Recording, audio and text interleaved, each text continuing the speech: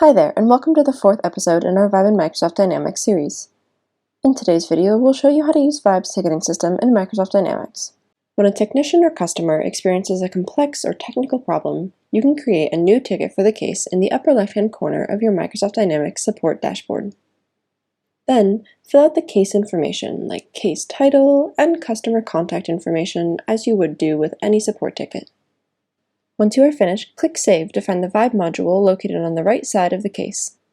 Here, you can schedule the call in advance for a specific time if the person in need of assistance isn't available right away, or you can go directly to initiate a call. The customer or technician will receive the call notification and in one click and without download will join the call with the expert. By joining the call, the expert has a clear view of the situation, giving them a better understanding of the problem. And now, we'll take a closer look at how you can use ViiBE's ticketing system in Microsoft Dynamics.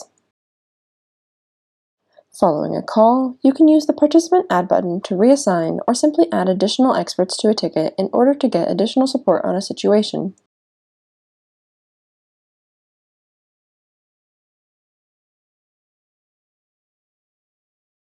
You can also click on the Edit button to update the ticket name, status, call center, associated expertise, and description.